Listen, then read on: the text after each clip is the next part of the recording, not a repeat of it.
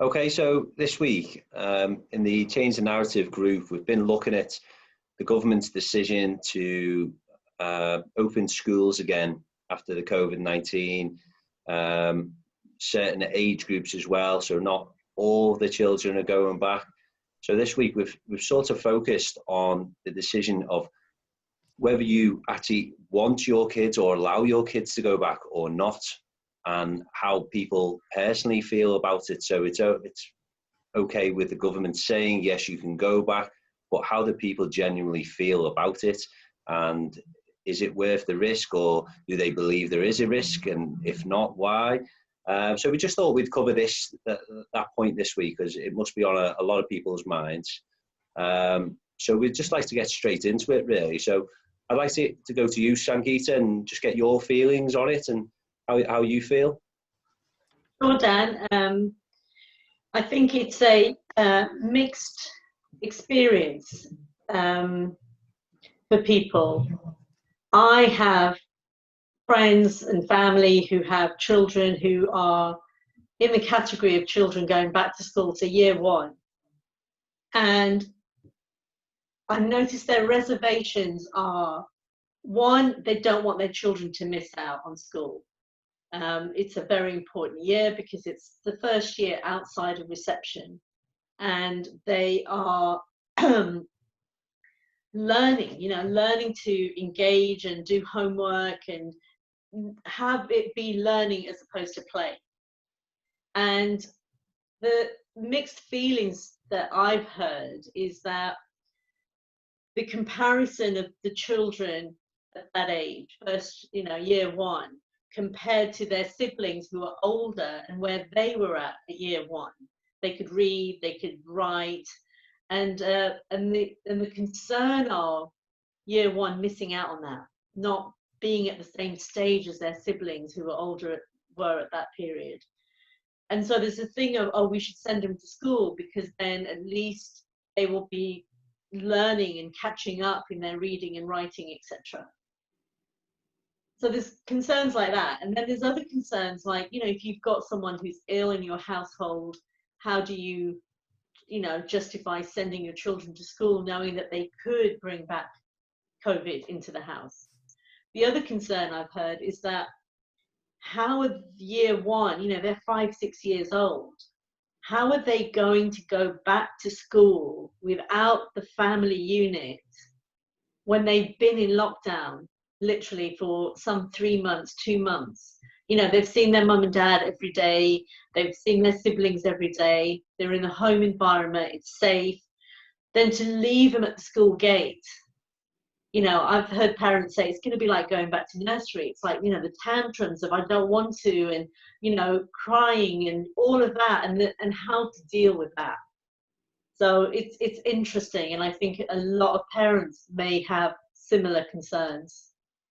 Yeah, I mean, that it does raise a very interesting point, because when this first happened and they said we're going to close the schools, a lot of people thought, well, how are the kids going to cope with the change in routine? But of course now, as you rightly say, this has gone on for so long that they've now almost got a new routine. And if that new routine is I get to see mummy and daddy and brother and sister all day and we play in the garden and not school, then you're absolutely right. It's almost creating a new normal for them again. So yeah, I mean, it must be, certainly for the youngsters, as you say, 5 or 6, it's incredibly confusing, and and that may be a difficult thing for them to adjust to. But yeah, some very good points. Basil, I'd like to go to you really and just get your feelings on it of whether or not you feel kids should be going back to school and what you think the potential risks may be. Okay, Dan, when I think about the kids going back to school, first and foremost, I understand the reasoning to try and bring the kids that are transitioning back into school. But if I'm going to go with the child's needs first, I think for me, and having my own children, I would be more concerned with the fact that they've learned over these past months now of being in lockdown of how to be safe, They've learned that going too near to people and going outside is not something you can do regularly now because it might not be safe. So we've almost given them a new way of thinking and being. And then all of a sudden we're saying now it's okay to go back, but there's going to be some distancing in there. So there's still the fears there, but we're going to push them out there. And for me, as an adult, it's difficult to understand the way to act and behave sometimes when you're going out, because now I see people and it's almost like, is the lockdown over? Is the lockdown not? How close do I stand to them? But we're almost now expecting to leave our children at the gate and then hands off and take away that whole safety blanket that they've just been wrapped up in and just leave it aside. And for me, it's like, I'd be more concerned with working with them and getting them ready for September, because my children have all been learning in different ways while they've been off. So I'm not sure that they're going to be at the same standard as maybe the children in their class. So for me, it's almost like, okay, ride it out until September and then reboot. And whatever challenges needs to be faced, then the schools will face them as a collective. Do you know what I mean? So for me, I'm more edging on the side of, let's just keep the children at home and then just really begin to work with them now. Let's work with them in getting them ready to go back to school and what it would mean and what school will look like, because school's not going to look the same as it did when they were last there. So for me, that's the kind of way that I'm kind of thinking. Yeah, can I add something to what Basil said? You know, I just thought of this. When you send your year ones back to school, having had the experience of it's dangerous outside, you can't touch anyone, you can't hug anyone, and then to know that your parents are sending you to school but not your siblings, what that leaves with them in their psyche. Mm-hmm. Yeah, I mean, definitely. I'm not sure at certain ages how you properly explain to them that you have to now go to school, but no, your sister's going to be staying at home with us. That must be a strange thing for a child to really get their head round. And again, the sort of thing Basil was mentioned there. Kids are going back to school now, so it's sort of start of June. But I assume the summer holidays are still going to go ahead as planned. So they're going to sort of get into a certain routine now for 5 or 6 weeks, and then do they just go off for 6 weeks and maybe then completely go into another routine? But then in September, it's right now you're back to school. I think Basil's right as well. I'm not sure schools will ever quite be the same. So certainly for the next few months, Basil does raise an interesting view that, maybe, something to look at is we ride it out and we prepare for September rather than completely breaking up and still having the summer holidays and all the rest of it. So yeah, that's some very good points. I'd like to go to you, Natalie, and get your feelings on it, really. Yeah, sorry, I was just on mute then. Yeah, I think the key thing as well in this all is, a lot of people I've been speaking with, because I've got a lot of friends and family that have got children, and many in different years and things. And, some people are saying, oh, well, I might as well send them back now because it's going to be the same situation in September. The whole, they have the torment of thinking, they're going to have to be 2 meters apart from each other. But they're like, well, that's going to be the same in September. And, they've changed their minds literally within the day to the next day. I'm sending them back. No, I'm not sending them back. And they constantly are to and fro because they don't know what the right answer is. And I think the key thing is there is no right answer, because it's what you want to do for you and yourself and your family in that instinct. If you feel it's fine to send them to school, then, you know, as long as you're happy with them, that's absolutely fine. If you decide after a week of them being in school, you don't want them to be in there anymore, you just take them out. You know, I think this is, it sounds awful to say, it's almost trial and error sometimes, and we shouldn't have to do that and play with our, you know, with children's mental health. But I think people are just so consumed with not knowing what the right answer is, or the right decision to make, that they're almost, you know, like, we'll put them in for a few days, see how they go, and that's absolutely fine. If somebody wants to say, no, I'm going to wait till September, that's completely fine. If somebody wants to put them in June and they're going to go all the way through, you know, and not come out of it, and they're happy with school, and that's okay. I just think it's important for every person to sort of analyse this in their own voice and in their own head. Try not to think of too much what, you know, the neighbour's doing or your other friend, putting your child back in school, because there's a lot of people going, well, I feel guilty because my child's going to miss out. You know, they've already missed so much of school. I would say that they're probably not missing out, because they're equally getting something, you know, back in return. They're spending quality time with their family, with their parents, that they've never had before. So you might think they're missing out on, you know, physical education, but, you know, that time at home, they're never going to get back again. So you can look at it in many different ways. And I would just say to people to just, you know, everything will be okay in the end, but just use your gut instinct of what you want to do. And I say there's no right or wrong answer in it all, really.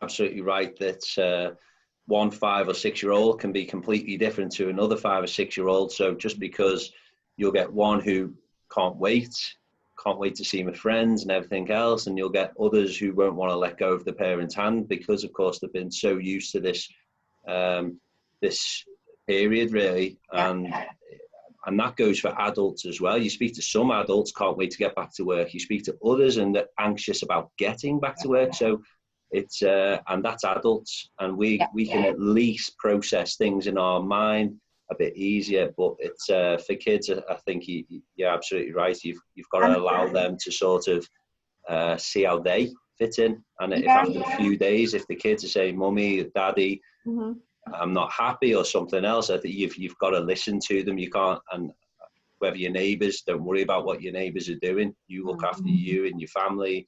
And so I think you raised some really good points there as well.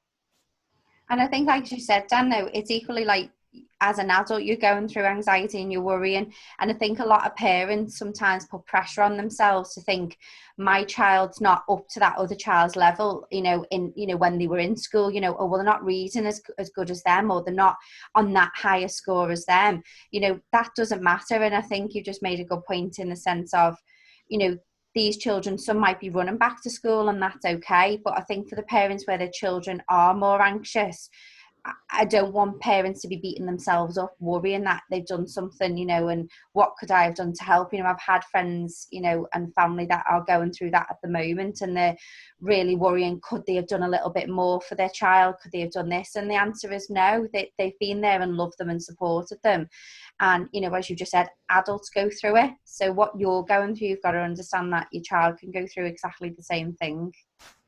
Yeah, absolutely. Yeah. So it is a process, and everyone is different. And whether it's the government or whether it's Mr. and Mrs. Smith next door, they've got to understand that, haven't they? Everyone's different. So you deal with it how you deal with it, really. So go to you, Joanne, and get your feelings on that. Well, I'm taking bits from everybody here, because I think, as Natalie said, you know, every situation is different, and there isn't a right or wrong answer to it. And also picked up on something Basil said about doing some counselling to get children ready to go back. And I think that would be a better idea, rather than split years up and go back to school full stop. Wouldn't it have been better to phase in, say, Monday, year 1 goes in for a bit of counselling, like they would if there was some awful tragedy that took place at the school? They always have the counsellors in. So they could have done some kind of programme to get children ready to go back. Just a morning, just an afternoon, just to get them back into the routine. And the other point is that as Dan's just said, the parents, if you happen to be an anxious parent, your child is probably soaking that up like a sponge.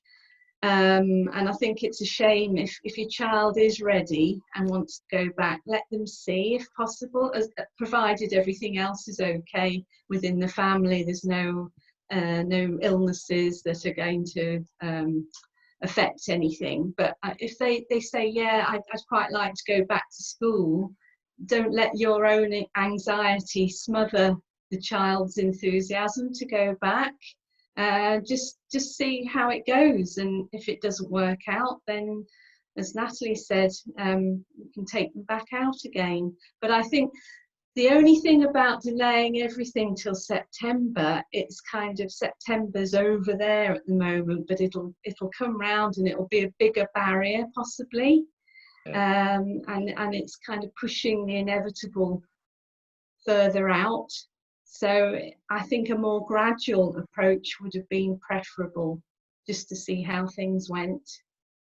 So.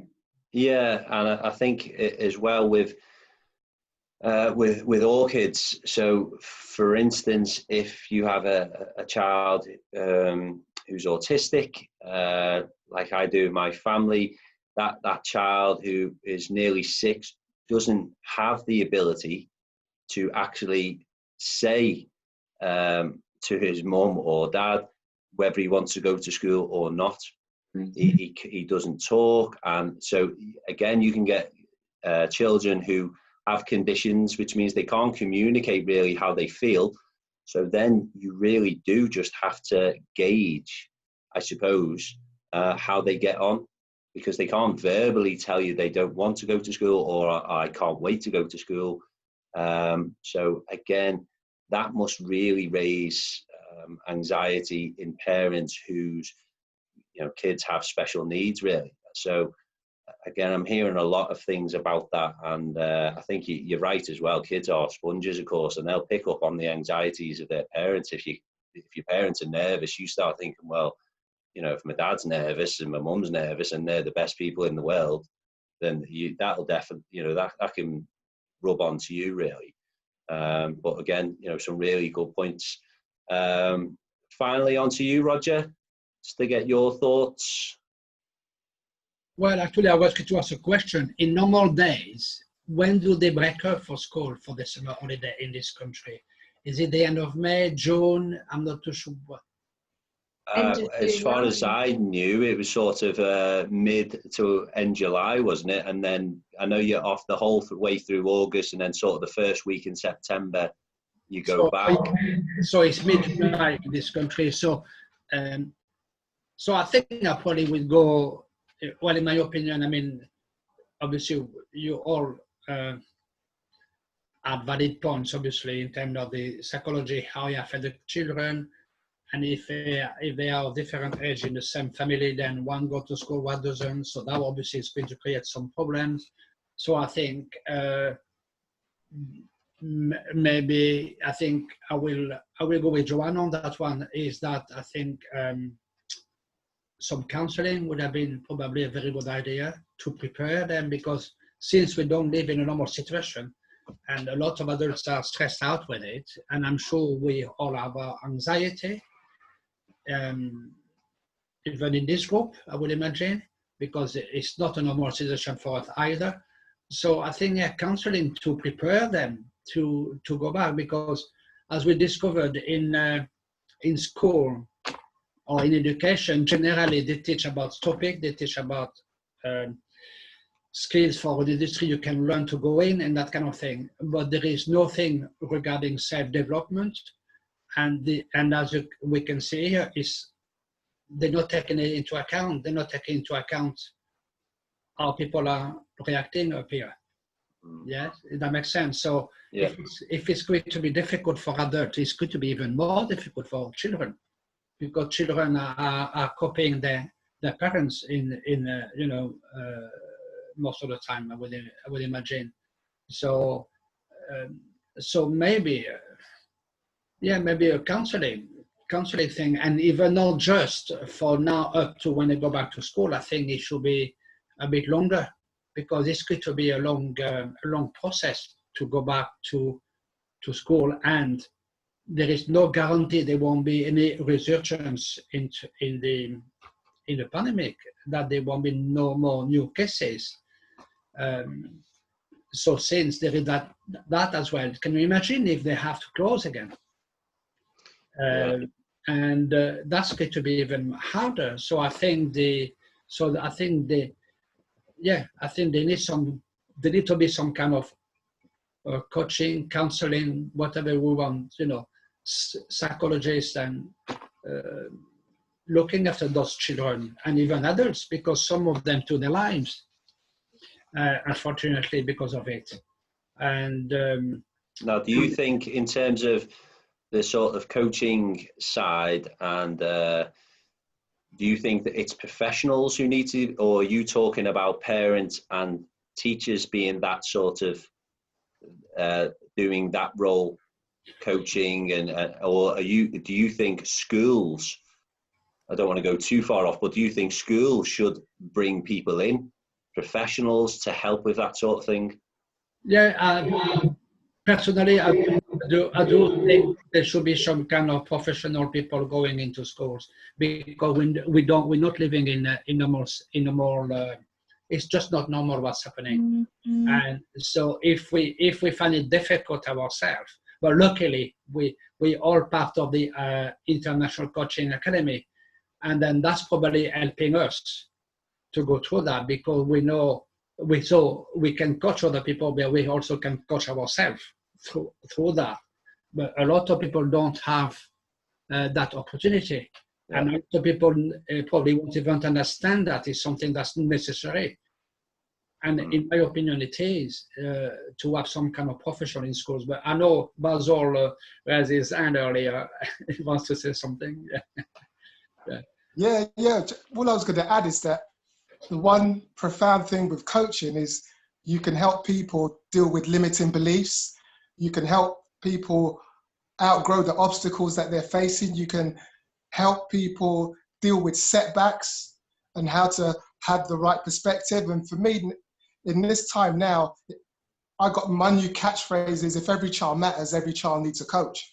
Because in the same way that we'd get an elite footballer to have a coach to increase their performance, why not with a child? True, I agree. To increase their performance, not just the performance in the classroom, but their performance as a young person with amazing gifts and talents. Yeah, absolutely. No, I agree there, because I mean, you don't just improve somebody just for the classroom or just for work or just for this and that and the other, because everything is interconnected. So you cannot separate school from family life. You can't separate family life from work life, and so on and so forth.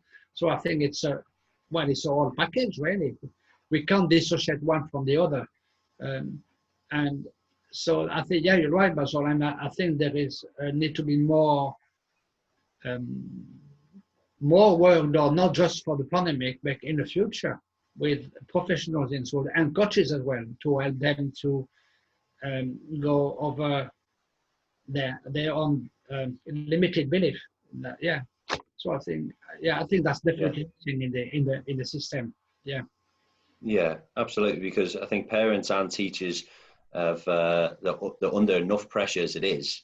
And it's not everyone who's got the sort of necessary skills to really coach. I mean, I'm pretty certain I could coach an adult better than I could coach a kid, because you can be a certain way with an adult, you can say certain things with an adult, you can be more black and white, I think, with an adult, whereas, I do assume with a kid, you've got to go about it a slightly different way. I think that it opens up a good point about having sort of life coaches and coaches in general being brought into schools and, and helping the process, really, which I don't know if anyone else has really heard about. I hadn't heard that sort of mentioned as an idea that the government would like to do, but in theory, it sounds like quite an obvious thing, doesn't it? Why don't governments and schools look to bring coaches in to help the process? Yes, Natalie, yeah. Yeah, there is. I mean, I don't know about the government mentioning, you know, I've not really heard anything from them directly with regards to bringing mentors and coaches in schools. I mean, as you know, I mentor for Girls Network, which is voluntary. I've done for a couple of years now. So I have a mentee and I mentor her once a month. And it's just for girls, you know, and that's a charity that's been going for a while now. But I did say, you know, when I started, and I've said it for a long time, every child does need a mentor in school. It shouldn't just be only available to girls and young women, you know, and there's only a selective few within each year. So it's not like as if every single girl in each school that they are in gets a mentor. It literally is selective of who they pick and who gets on the programme. And it is very frustrating because you can imagine that, you know, you can give more of your time up in I kind of an evening, but you know, to not know that every child hasn't got a coach or a mentor, when, you know, then ones that do have it do tend to turn their lives around. You know, they might be from underprivileged backgrounds. Some people might, you know, be from great backgrounds, but they've just got no self-belief in them, no confidence or self-esteem, and that extra boost that they need from another person, which isn't a teacher, it's not their mum or dad, you know, they get that extra motivation and they do turn their lives around and they do very well for themselves. So it's frustrating for me anyway to not be able to reach a few more, you know, more people than I can. But with this now, obviously that was previous to the COVID situation. I do know that a lot of schools and a lot of places now are reaching out, and I know schools will be looking to have more coaches and mentors in-house. The other thing as well, which you know, is a question I don't know whether, and we've mentioned it, whether the government will, you know, whether this will become part of the curriculum, whether it will be an actual lesson that every single class and pupil will have, like a, you know, a form of a mentor life coaching, you know, dealing with anxieties, dealing with stresses, you know, limiting beliefs. You know, it will be, you know, the fear of the unknown. There's lots of different things that this is now unearths that I think schools are looking at, and they know, and we've said it before, it's not just the children, it will be adults as well and teachers.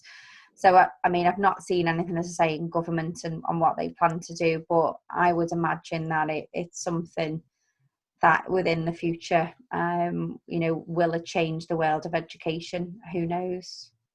Well, what we need to do is get into a school and show the results, and then they can put that good news out there and spread the word.